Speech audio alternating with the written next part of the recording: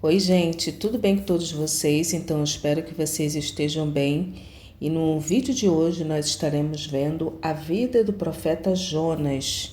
Isso mesmo, mas antes de começarmos a ler o texto sagrado, eu quero fazer aqui alguns registros muito importantes da vida de Jonas e algumas características desse livro. Jonas ele é mencionado em 2 Reis, capítulo 14, verso 25. Ele profetizou durante o reinado de Jeroboão II, que foi o rei de Israel de 793 a 753 a.C., e provavelmente pertenceu a um grupo de profetas mencionado em conexão com o ministério de Elias, que está lá em 2 Reis, capítulo 2, verso 3.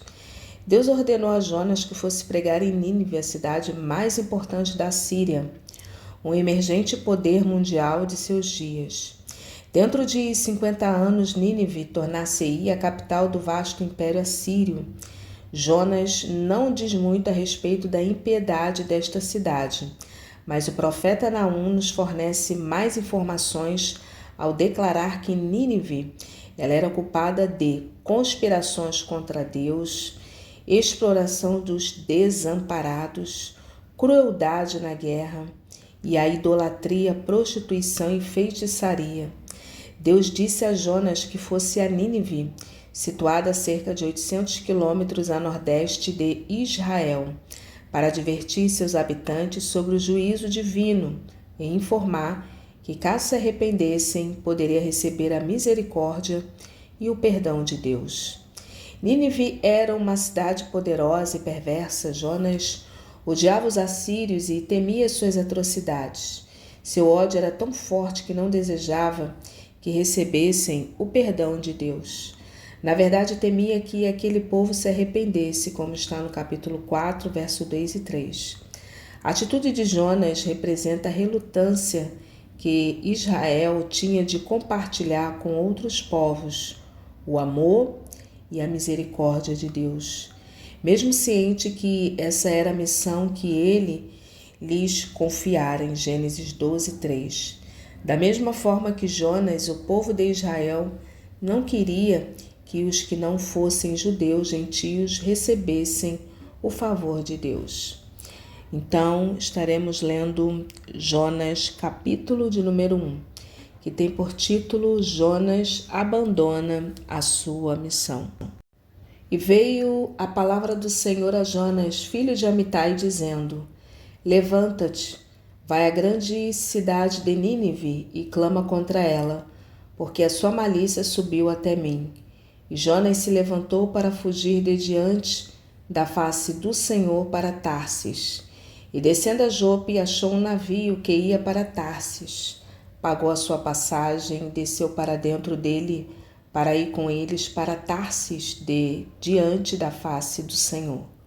Mas o Senhor mandou ao mar um grande vento, e fez-se no mar uma grande tempestade, e o navio estava para quebrar-se. Então temeram os marinheiros e clamavam um ao seu Deus, e lançavam no mar as suas fazendas que estavam no navio, para o aliviarem do seu peso. Jonas, porém, desceu aos lugares do porão e se deitou e dormia um profundo sono. E o mestre do navio chegou-se a ele e disse-lhe: Que tens, dormente? Levanta-te, invoca o teu Deus. Talvez assim Deus se lembre de nós, para que não pereçamos. E dizia a cada um seu companheiro: Vinde, e lancemos sortes, para que saibamos por que causa nos sobreveio este mal. E lançaram sortes, e a sorte caiu sobre Jonas. Verso 8.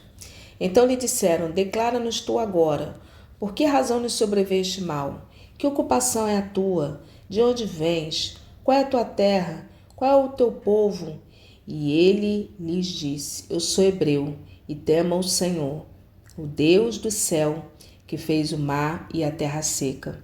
Então os homens se encheram de grande temor e lhe disseram: Por que fizeste tu isto? Pois sabiam os homens que fugia de diante do Senhor, porque ele lhe tinha declarado.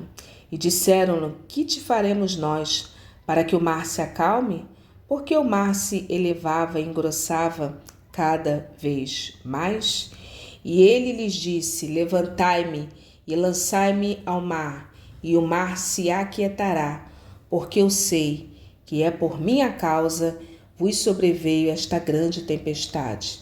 Entretanto, os homens remavam, esforçando-se por alcançar a terra, mas não podiam, porquanto o mar estava embravecendo cada vez mais contra eles.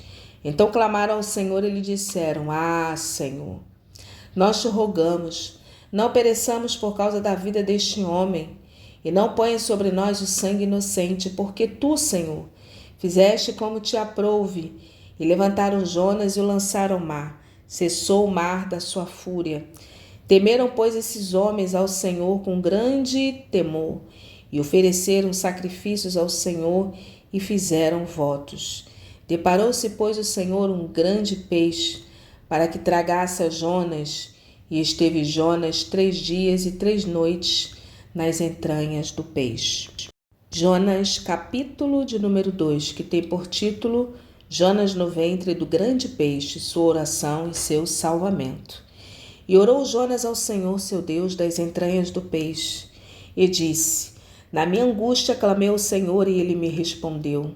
Do ventre do inferno gritei, e tu me ouviste a minha voz. Porque tu me lançaste no profundo, no coração dos mares, e a corrente me cercou. Todas as suas ondas, as tuas vagas, têm passado por cima de mim.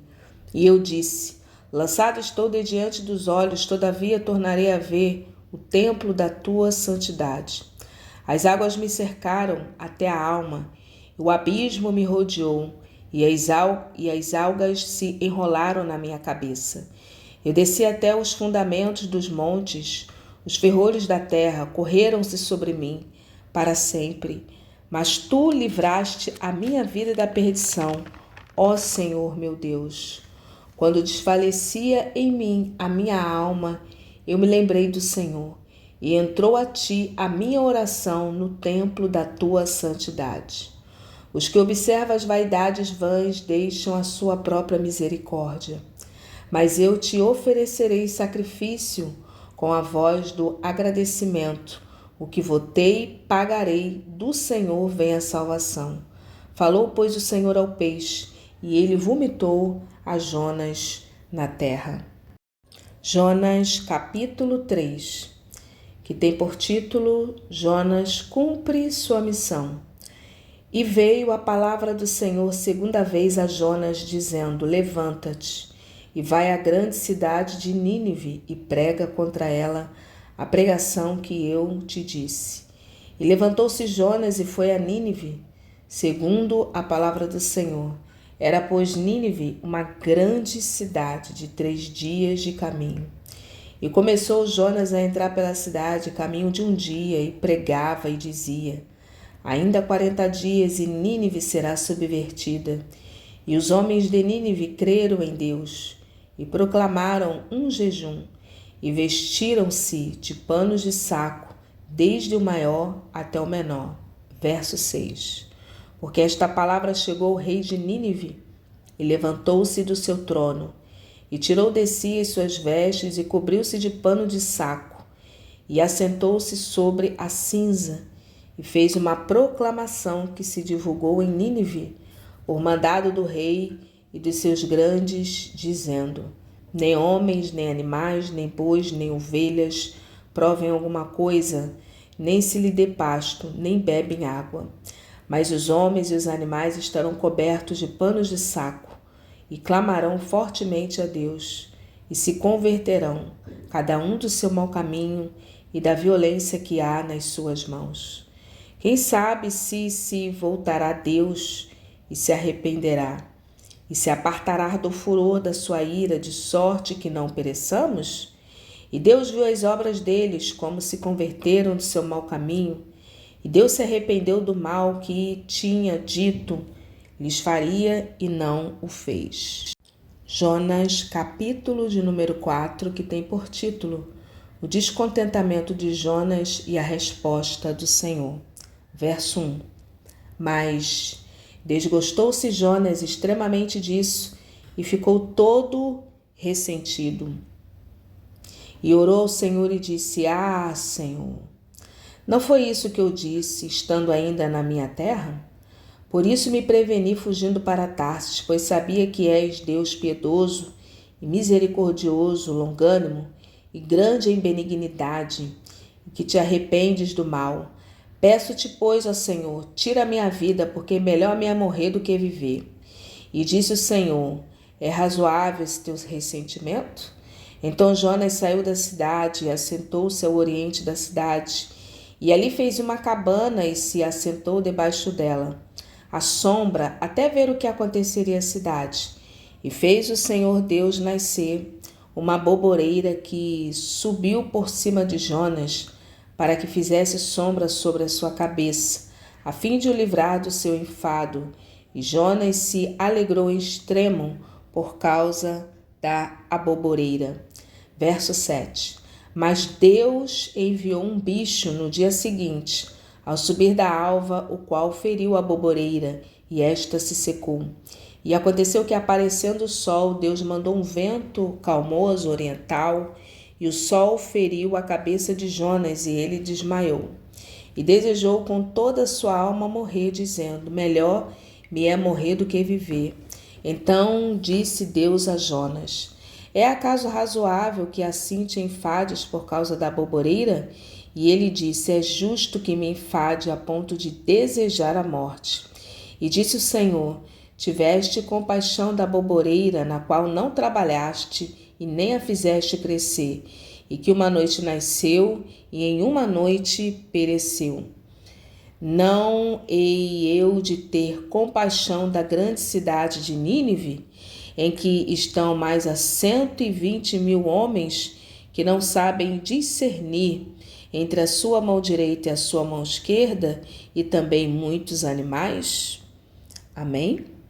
O livro se encerra aqui no versículo 11, capítulo 4, versículo 11. Estamos encerrando a leitura do livro do profeta Jonas. Encerrando assim a leitura do livro do profeta menor Jonas. Eu espero que tenha servido de edificação para a sua vida. Se você gostou da leitura, compartilhe, coloca um curtir aqui e que Deus te abençoe. Obrigada por assistir. Fica na paz.